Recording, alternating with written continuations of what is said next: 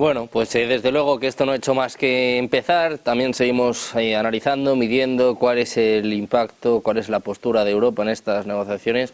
Vamos a ver, en este sentido, las declaraciones del CEO de Rheinmetall. Es una de las empresas que más está subiendo, acción defensiva, viene subiendo mucho en los últimos días a tenor de estas conversaciones, también a tenor de la reunión de emergencia en Europa, en París, donde precisamente se ha hablado de aumentar el gasto en defensa. Pues ojo a lo que dice el director ejecutivo Armin Papperger. Dice literalmente: Europa ha sido relegada a la mesa de los niños en las conversaciones sobre el futuro de Ucrania que Estados Unidos y Rusia planean mantener como consecuencia de décadas de inversión militar insuficiente. En una entrevista con Financial Times, el primer ejecutivo de Rheinmetall considera que el viejo continente debe hacer autocrítica a este respecto, después de verse marginado en las conversaciones sobre Ucrania que han anunciado Washington y Moscú. Dice: si no inviertes, si no eres fuerte, te tratan como a un niño. Si los padres cenan, los niños tienen que sentarse en otra mesa. Estados Unidos está negociando con Rusia y ningún europeo está en la mesa. Ha quedado muy claro que los europeos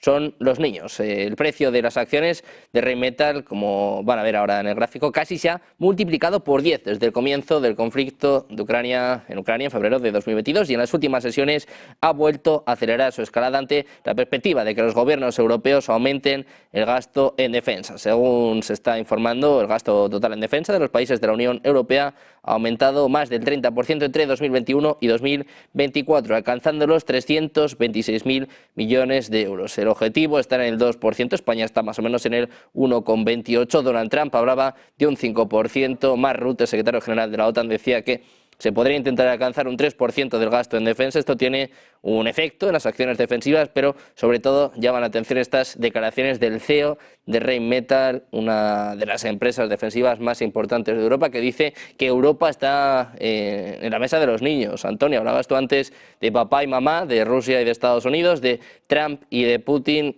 Llama la atención, ¿no?, que un director ejecutivo de una empresa tan importante diga que los europeos somos los niños en esta mesa. Sí, sobre todo teniendo en cuenta que buena parte de los ingresos de Rheinmetall provienen de estos estados, porque al final quien compra las armas a Rheinmetall, a Santa Bárbara, a Río Tinto, bueno, algunas de estas empresas ya no existen, pero vamos, las sucesoras y continuadoras de estas empresas, al final, o Airbus, por ejemplo, Airbus, pues claro, al final la inmensa mayoría de sus contratos provienen de gobiernos. Tienen mucha razón. Y yo creo que esto es algo de lo que se viene hablando por lo menos desde que yo empecé la carrera. Es decir, hace ya por lo menos 25 años se viene hablando de que efectivamente pues hemos vivido muy bien con el paraguas de la OTAN, pero la Unión Europea ya ha llegado el momento de que tiene que dar un paso adelante y, pues en fin, pues procurarse su propia seguridad y armarse ella y, bueno, pues construir un ejército europeo y todo ese tipo de cosas, ¿no? Y entonces, aquí se da una pequeña paradoja, y es que esto cuando se tiene que hacer es en tiempos de paz. Es decir, cuando no hay una guerra en el horizonte, es cuando tienes que invertir en defensa para preparar a tu ejército, porque preparar un ejército creo que se tarda 6 meses, una cosa así, o 6 semanas, ¿no? No, se tarda bastante más, se tarda, pues... Sí, vamos, un mínimo ejército se tarda por lo menos en preparar 10 años, mínimo, mínimo. Nosotros en España tenemos un ejército activo de 120.000 hombres, 120.000 soldados, hombres y mujeres, ¿vale? Soldados y soldadas, ¿vale? Bueno, pues con 120.000, ¿dónde vamos?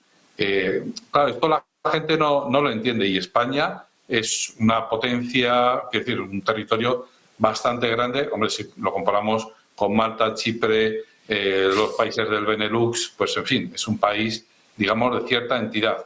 120.000 soldados y no tenemos más. Entonces, se necesita mucho tiempo. Decía, se da la paradoja de que preparar un ejército se tiene que hacer en tiempos de paz. ¿Cómo le vendes tú a una población en tiempos de paz que tiene que dejar de invertir en otras cosas para invertir en defensa? Porque no es gasto público, pero claro, es gasto público. Es inversión en I+D, es dar puestos de trabajo. Yo no sé si conocéis los números que maneja Airbus aquí en Getafe. Es decir, es una ciudad. No sé si son, ya me he perdido, pero creo que son 6.000 trabajadores. Todos los días 6.000 trabajadores ahí. Hombre, pues es que eso es un número importante de gente trabajando, aportando, ¿no? Bueno, pues no sé si me está quedando un discurso muy pro industria de la defensa autóctona, nacional, española o europea, pero es precisamente eso lo que quiero subrayar, ¿no? Que efectivamente hay que prepararse para la guerra. ¿Qué es lo que sucede? Que eso se hace en tiempos de paz. En tiempo de paz es muy difícil justificar a la población que se tiene que hacer eso. Y la paradoja a la vuelta es, en tiempos de guerra, como son en los que estamos ahora, pues es muy difícil decir, ahora vamos a invertir para preparar a un ejército. No, porque eso es lo importante. Pero lo urgente que hay que hacer ahora es afrontar ese problema que tenemos delante. Y aquí está la paradoja. O bien se invierte en comprar el material que ya está hecho en Estados Unidos y entonces ya no invertimos en la seguridad europea, o bien invertimos en preparar a un ejército europeo y con lo cual pues vamos comprándole menos a Estados Unidos. ¿Son las dos cosas compatibles? Bueno, pues eso lo veremos. Yo creo que eso lo veremos, porque yo creo que ese es el escenario, la tesitura en la que estamos ahora, que nuestros amados líderes europeos pues van a tener que decidir si invertir en lo urgente o en lo importante o ver cómo combinar ambas cosas. Y por último, que antes se me ha olvidado comentarlo, cuando he visto esta foto, he visto la foto antes de Marco Rubio y de Sergei Lavrov, claro, la imagen que me venía a mí a la cabeza no era la de la conferencia de Múnich, me venía la de Yalta. Y yo creo que coincido con bastantes analistas a la hora de afirmar esto, que de lo que se está hablando ahora no es de, bueno, ¿qué vamos a hacer con este territorio en concreto?, sino que vamos a ver algo como un diseño un poco más amplio de zonas de influencia, tal y como sucedió en Yalta, pues ya en el año 45, ¿verdad?, justo antes de acabarse la Segunda Guerra Mundial, ¿no? Bueno, pues eso es lo que yo creo que veremos, ¿no? El reparto de áreas de influencia, por lo menos, entre Rusia y Estados Unidos. Y falta un actor fundamental, que es China. Y ahí, efectivamente, en ese Yalta 2, o en esa segunda parte de Yalta, o en esa nueva Yalta, pues se tendrá que invitar a China también. Y ojo, porque ese es el objetivo último de Lavrov, de la parte rusa. La parte rusa no quiere hablar de Ucrania, la parte rusa quiere hablar de un acuerdo comprensivo, mucho más amplio, de seguridad para Europa. Y aquí, volviendo a la ONU que decía antes, bueno, hay otra organización internacional que precisamente se creó hace ahora 50 años, en agosto del 75, con otro nombre que se llama Conferencia para la Seguridad y Cooperación en Europa, y firmaron en Helsinki, en agosto del 75, pues un acuerdo importantísimo que se estudia, ¿no?, en Derecho Internacional Público, porque ahí se sientan las bases de la convivencia pacífica del hemisferio norte, se llama así, ¿no? Es decir, todos los países que estaban en Europa, más Estados Unidos y Canadá, más la Unión Soviética, se juntan y, bueno, deciden que para convivir pacíficamente pues hay que hacer esto, esto, esto y esto. Bueno, pues la OSCE podría ser de nuevo ese ámbito en el que efectivamente, porque están todos los países que están metidos en el conflicto en la actualidad, están ahí en la OSCE. Si quisieran Estados Unidos y Rusia revitalizar la OSCE para este tipo de acuerdos, pues hombre, lo tiene muy fácil, porque la OSCE está en desuso, tiene muy mala prensa, pero está activa. Es decir, los funcionarios ahí están, los diplomáticos están trabajando ahí, y me consta que hacen muchas reuniones y muchos esfuerzos por conseguir precisamente eso, ¿no?, el entendimiento, el diálogo entre todas las partes. Entonces, para rematar, simplemente eso, ¿no?, que esta foto no es tanto la conferencia de paz de Múnich del 38, previa a la Segunda Guerra Mundial, sino que ojalá sea, y esto es lo que han dicho algunos analistas también, ojalá sea esa foto de Yalta en la cual efectivamente se intentan repartir zonas de influencia, con todas las comillas que queráis ponerle a esta expresión de zonas de influencia. Bueno, pues pendiente de estos repartos, de estas negociaciones entre Rusia y Estados Unidos también, Bueno, pues hay que ver qué papel juega Europa. Rusia descartaba que pudiera estar en las negociaciones. Veíamos ahora estas declaraciones por parte de Rheinmetall, del CEO de Rheinmetall. Ursula von der Leyen también hablaba en las últimas horas de mentalidad de urgencia, mientras, Javier, te quiero preguntar por esto, se vuelve a deslizar la opción de enviar tropas de paz a Ucrania. Keir Starmer hablaba en este sentido en las últimas horas. Suecia también se unía, decía Alemania que no, Polonia también rechazaba esta cuestión. ¿Hasta qué punto se puede inmiscuir Europa? Y también, ¿qué te parece este ultimátum con el posible envío de tropas? Yo lo del envío de tropas, sinceramente, creo que no va a pasar. O sea, me parece que ahora es una idea bastante demasiado local. Respecto a lo que estabais hablando antes del ejército europeo, y este envío de tropas podría ir un poco en esa línea, yo creo que estamos muy lejos de tener un ejército europeo. Es un debate de los recurrentes en Europa, siempre se habla del ejército europeo. Si Europa no se pone de acuerdo en otros temas mucho menos estratégicos, no lo va a hacer en un ejército europeo, porque no hay confianza todavía suficiente entre los Estados como para ceder esa parte de tu soberanía. Otra cosa es ir hacia una defensa interoperable en la que, como una vez en Bruselas me explicaba alguien del ámbito de la defensa, que un mecánico español sepa arreglar un tanque italiano, porque el problema es que ahora no te vale ni un tornillo ni puedes trabajar con los distintos ejércitos y armamentos que tiene la Unión Europea en ese sentido.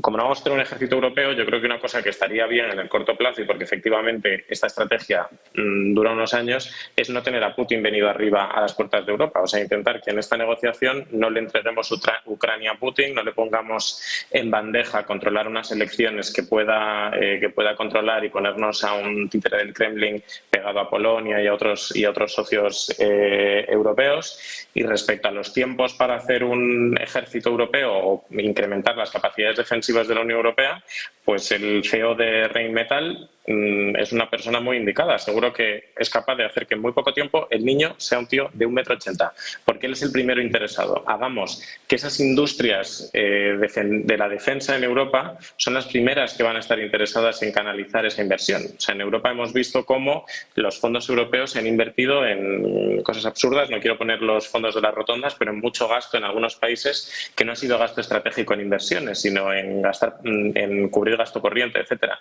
El gasto en defensa no tiene solamente un uso para la defensa, que también, pero puede ser un motor para la competitividad en Europa, para la creación de patentes, para las industrias, para las tecnologías estratégicas, para las industrias con uso dual, y puede haber un enorme potencial ahí. Además de que el hecho de que Europa incremente su gasto en defensa, lo que debería de traer también asociado es un gasto estratégico de ese dinero. Hasta ahora, mucho del dinero que se gastaba en defensa en Europa terminaba en Estados Unidos, en empresas armamentísticas y que generaban una industria allí, y ahora eso se puede revertir aquí. O sea, también hay algunas cosas que podemos aprender de Trump y de esa manera también utilizar esta oportunidad, porque aunque esto idealmente hay que hacerlo en un tiempo de paz y no en un tiempo de guerra, bueno, esto es lo que toca ahora. O sea, ahora hay que hacerlo, y ahora la gente va a ser consciente de que efectivamente estábamos viviendo de prestado y ahora nos toca pagarlo a nosotros, que es algo que ya tampoco es un debate nuevo. Esto Trump ya lo dijo en su anterior mandato y ya es algo que Europa llevaba preparándose para este escenario. Es verdad que la llegada tan abrupta de una situación así, pues un poco traumática, porque Estados Unidos entendíamos que había una mayor complicidad, pero bueno, ya nos ha dicho que nos lo tenemos que pagar. Este es el mensaje claro, pues habrá que hacerlo. Y también hay que hacer una pedagogía de la importancia que tiene esa defensa. En España hay que poner en valor tanto el ejército y el papel que juega, como el papel que pueden jugar todas las industrias relacionadas con el mundo de la defensa. Ahora hay una gran oportunidad para que haya un apoyo social y un apoyo financiero también por parte de las autoridades, entre ellas de las autoridades europeas, que los fondos que movilicen, por ejemplo, todo lo que viene ahora con el debate del informe, tras el informe Draghi, pues se orienten también en este sentido y haya ese momento de incrementar el gasto. Y que el niño, pues efectivamente, se haga un adulto muy pronto. Bueno, pues pendientes de Europa, de estos debates sobre el envío de tropas, sobre el aumento del gasto en defensa, sobre el ejército europeo, que también estáis poniendo sobre la mesa. La conferencia de seguridad de Múnich, desde luego, dio para mucho. Enrique, ¿en qué posición está Europa y qué te parece esto de que se diga que estamos en la mesa de los niños? Bueno, conociendo al CEO, a Pape, que por cierto, la policía alemana desarticuló un complot para asesinarle por parte de agentes rusos, ¿no? O sea que ya tiene mucho que... Hay que entender, entre otras cosas, Rheinmetall compró lo que era explosivos alaveses y ha duplicado su producción y su empleo en España, ¿no? Obviamente es una parte muy interesada, primero, en que gaste más Europa y sobre todo en munición, porque él es la empresa que más ha crecido en Europa, porque precisamente vende aquello que más le hace falta a Ucrania, que son armamento blindado y munición, y luego tiene que quedar bien con Estados Unidos porque la mayoría de sus accionistas son norteamericanos. Entonces, de alguna forma, no puede, tiene que bailar en las dos pistas a la vez, y en eso se explica, diríamos, este doble lenguaje en el cual, obviamente, lo que al final persigue es que su empresa obtenga más contratos, porque es a lo que él se dedica y punto, ¿no? A ver, yo he estado en defensa muchos años. He visto cómo se creaba toda la política europea de seguridad en las cumbres europeas y las dificultades que siempre ha habido, precisamente porque no se daba ese elemento detonador, que es la necesidad. O sea, solamente Europa se mueve a golpe de necesidades urgentes. Y es solamente en estas circunstancias en las que Europa realmente puede dar un salto cualitativo. O sea, que Europa esté pensando en gastar el 2%, el 3%. Estados Unidos gasta el 3% del PIB en defensa. Y tiene el 75% de sus fuerzas armadas y sus objetivos militares no están en Europa. Luego, esa es una petición falaz, en el sentido de que esto de que Europa gasta poco, Estados Unidos no gasta mucho más y tiene mucho más complejidad. Y aquí el problema fundamental es que Rusia tiene 1000 cabezas nucleares. Porque Rusia tiene el PIB de Italia. Su población pierde cada año una parte muy importante. Es un país que está, diríamos, en caída libre y que necesita de alguna forma reivindicarse en el mundo. Y de esto es de lo que el problema. Si no tuvieras las armas nucleares, este problema se habría resuelto ya hace mucho tiempo. Y ese es el problema que tiene Rusia, que es encontrar su posición en el mundo, que la está perdiendo por sus propias circunstancias internas. Europa, si necesita un ejército europeo, bueno, Europa lo primero que necesita sobre todo es tener unos sistemas de mando y control únicos, porque a fin de cuentas las unidades, lo hemos visto en Ucrania, donde hay 16 tipos de carros de combate, 20 tipos de blindados. Lo importante es la columna vertebral de los ejércitos, y esos son los sistemas de mando, control, comunicaciones e inteligencia. Y ahí ya había programas OTAN muy importantes, como el programa NAEF, que tiene los aguas que vuelan sobre Europa. Quiero decir, se han dado muchos pasos. A veces nos creemos que no se hace nada, pero existen muchos elementos dentro de la OTAN y dentro de la Unión Europea que están funcionando muy bien. El centro de Torrejón, el CAOC de Torrejón y su homólogo que está en Ueden, controlando el espacio europeo. Estamos controlando todo el subsuelo marino ahora por todos estos temas. O sea, realmente tampoco caigamos en el desánimo de pensar que Europa es un desastre, no hace nada, no se avanza nada. Hay mucha gente, muchos militares y muchas fuerzas trabajando todos los días en los despliegues. Tenemos tropas desplegadas en los países del este, en Rumanía, en Letonia, Estonia, que están haciendo un trabajo importante, ¿no? Yo creo que en ese sentido, yo sé que es fácil criticar a Europa porque tiene muchos problemas, pero tampoco la consideremos que realmente está fuera de juego, porque no lo está. Y además yo creo que si consigue, sobre todo lo que es importante, una unidad de acción. El problema de Europa es que dentro de Europa está Víctor Orbán y está Macron.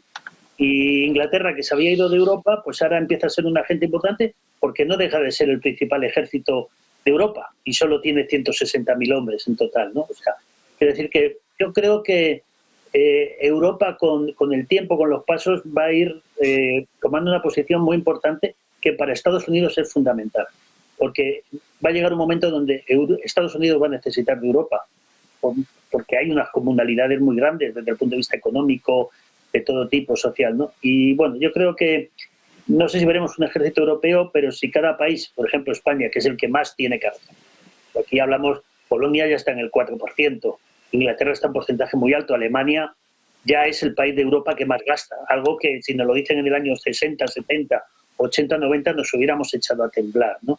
De pensar que Alemania volvía a ser ese gran poder militar de Europa, ¿no? Pero España tiene mucho más recorrido, es que España tiene que duplicar su gasto en defensa y lo tiene que hacer con un gobierno que cree muy poco en la defensa y con unas alianzas muy complejas, ¿no? Y yo creo que si Europa no puede perder este tren, España no puede perder el tren de esta Europa, porque eso sí que sería dramático para nuestro país y para nuestro futuro. Y ahí es donde efectivamente hay mucha pedagogía, hay que explicar todo lo que la industria de defensa española está haciendo, cómo está contribuyendo a programas europeos, cómo está desde el espacio, todo lo que se está haciendo es realmente increíble, se está haciendo un trabajo espectacular en la industria española de defensa, pero necesitamos que el gobierno ponga los presupuestos para ponernos al nivel donde debemos estar para un país que es el cuarto país de la Unión Europea en tamaño económico de todo tipo, en una situación estratégica fundamental. Y yo creo que nosotros somos los grandes deudores en toda esta película, porque incluso hemos sido de los que menos hemos ayudado a Ucrania, ¿no? Con lo cual, realmente creo que tenemos ahí un papel muy importante que tomar, si es que el gobierno es capaz de encontrar el consenso suficiente para avanzar en ese sentido. Bueno, pues pendientes de Europa, de esta división que se ha evidenciado en Múnich, también en París y también, bueno, a la que ha contribuido, me parece a mí que va a contribuir mucho el presidente de Estados Unidos, Donald Trump. Enrique, Javier, Antonio, muchísimas gracias por estar con nosotros. Un placer teneros por aquí, muchas gracias. Muy buenas tardes. Gracias, hasta luego.